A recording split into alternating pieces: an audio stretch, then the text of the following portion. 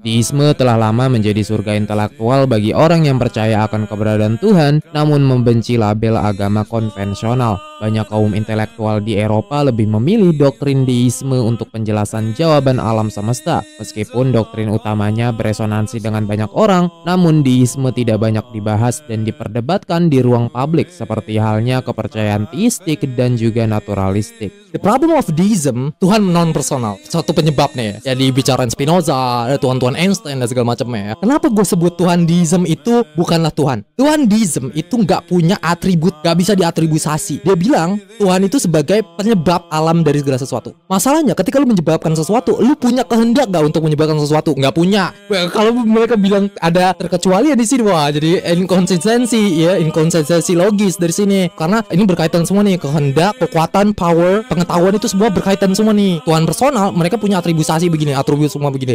Nah Tuhan deism mereka nggak punya nih. Nah ketika lu menciptakan sesuatu, lu butuh nggak untuk punya kehendak? Katakanlah sebuah lampu nih lu pencet nih, ting, ada kehendak nggak untuk membuat lampu itu nyala? Oh punya. Ya, ketika lu alam semesta bagaimana cause, lu nyebabkan alam semesta, lu butuh kehendak nggak? Punya. Butuh pengetahuan nggak? Punya, harus. Lu butuh kekuatan nggak? Punya, harus. Nah ketika lu nggak punya semua hal ini, gimana bisa disebut Tuhan? Ada banyak perbedaan besar pada kepercayaan deisme dan juga teisme. Hal yang paling mendasar yaitu kepercayaan tentang konsepsi Tuhan personanya dan impersonanya. Orang teisme mempercayai bahwa Tuhan itu pribadi yang memiliki kelengkapan atribusitasnya, sedangkan orang deisme mempercayai bahwa Tuhan itu bukan pribadi dengan kelengkapan atribusitasnya. Lalu contoh lainnya yaitu tentang bagaimana kepercayaan kehidupan setelah kematian dan juga kepercayaan moralitas ketuhanan. Orang teisme mempercayai bahwa kehidupan setelah kematian itu benar adanya, sedangkan orang deisme tidak mempercayainya. Dan orang teisme mempercayai bahwa moral Tuhan dan penerapannya merepresentasikan ciptaannya, sedangkan orang deisme menolaknya. Pertanyaannya, apakah ketidakpercayaan terhadap kehidupan setelah kematian merupakan jawaban bagi seseorang yang mempercayai Tuhan? Dan apakah moralitas ketuhanan dan penerapannya tidak ikut serta pada penciptaannya? Basem Zawadi dia menulis papernya itu 70 halaman, The Critic of Deism,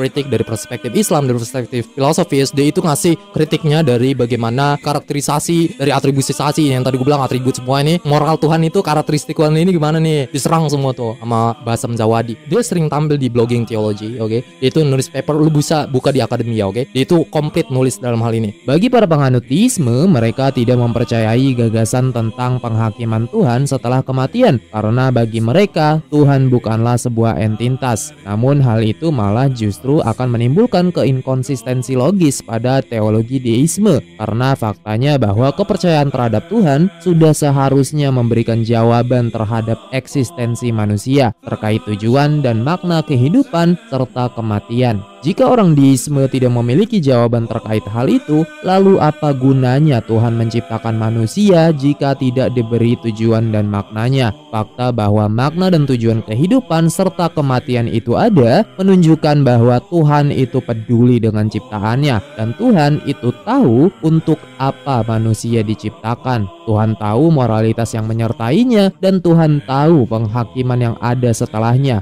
Kehidupan setelah kematian sangat diperlukan untuk menentukan mana orang yang baik dan mana orang yang jahat. Orang baik akan diberi pahala atas tindakan baik mereka, sedangkan orang yang jahat akan diberi hukuman atas tindakan mereka. Coba bayangkan, katakanlah jika Anda dan seluruh keluarga Anda dibunuh dan disiksa oleh seorang pembunuh berantai. Anda tidak dapat menghukumnya sendiri dan Anda hanya bisa berlindung di balik label pemerintahan sekular Anda dengan mencoba menghukumnya sesuai dengan apa yang pemerintah Anda terapkan. Namun ternyata pembunuh berantai itu lolos dari penghukuman itu karena kedekatannya dengan pejabat pemerintahan sekular Anda, ataupun pembunuh berantai itu menghilang sebelum mendapatkan hukuman yang setimpal. Dari sini Anda melihat ketidakadilan dari orang yang telah membunuh dan menyiksa seluruh keluarga Anda, dan juga ketidakadilan dari pemerintah sekuler Anda sendiri. Jika dunia ini benar-benar tidak adil seperti yang dikronologikan, lalu apa gunanya Tuhan deisme Anda? Terbukti bahwa Tuhan deisme Anda benar-benar Tuhan yang jahat. Terlihat bahwa ia meninggalkan manusia pada semua ketidakadilan, dan ia tidak memiliki solusi akan hal itu. Namun Anda tetap mempercayainya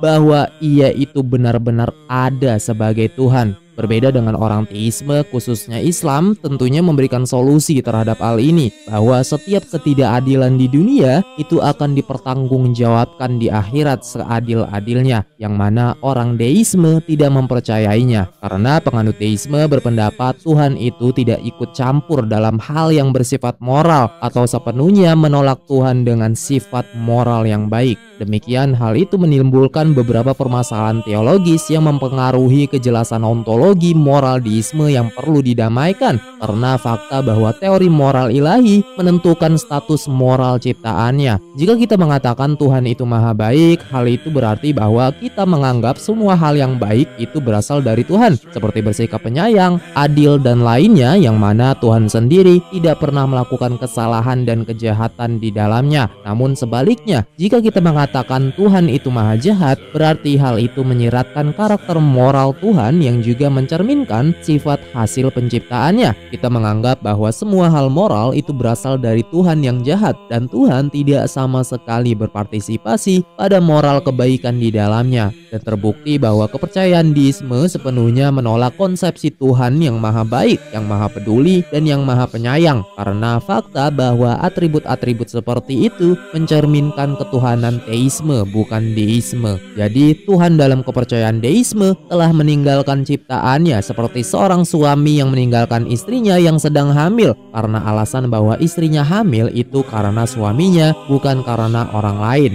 Atau seperti seorang pengasuh bayi yang meninggalkan bayi asuhnya di tepi kolam renang karena ia benci menjadi seorang pengasuh pada bayi yang terus-menerus menangis. Atau seperti sebagaimana seorang karyawan polisi yang melihat seorang wanita tua dipukuli oleh 5 orang pemuda di depannya tanpa bertindak apapun, karena menurut sang polisi si wanita tua sudah mencapai umurnya dan tidak lama lagi akan mencapai usianya. Dan sang polisi merasa hal itu akan malah merusak takdir usia si wanita tua tersebut jika membantunya.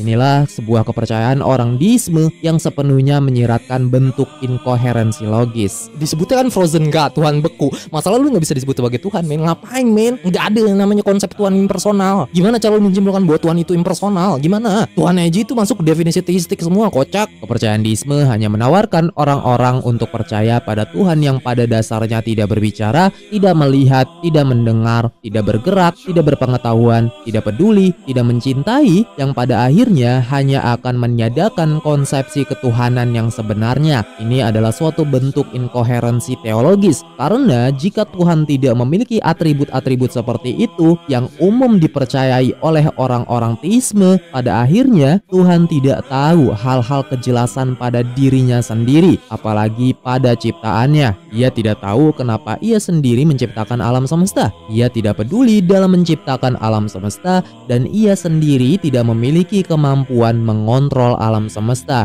Jika Tuhan model seperti ini ada, sudah sepatutnya manusia itu lebih berkuasa dibandingkan Tuhan, karena manusia bisa memikirkan eksistensinya, memiliki alasan untuk menciptakan sesuatu, peduli terhadap sesuatu, dan mampu mengontrol terhadap sesuatu sesuai kapasitasnya. Sedangkan Tuhan orang deisme tidak mampu sama sekali melakukan hal-hal itu dengan yang lebih sederhana atau bahkan lebih kecil. Sedangkan ciptaannya sendiri malah mampu bertindak melebihi penciptanya. Dan itu merupakan bentuk inkoherensi yang cukup membuat derajat Tuhan lebih buruk dibandingkan ciptaannya. Bakteri saja memiliki kemampuan beradaptasi terhadap lingkungan, sedangkan Tuhan orang deisme beradaptasi terhadap dirinya sendiri saja tidak mampu. Dapat dibuktikan bahwa kepercayaan seperti itu hanya akan menunjukkan tidak adanya perbedaan besar antara orang ateisme dan orang deisme. Orang ateisme menolak eksistensi ketuhanan dan orang deisme menolak konsepsi ketuhanan. Keduanya sama-sama membenci Tuhan dan mengatribusikan Tuhan ke bentuk yang terburuk.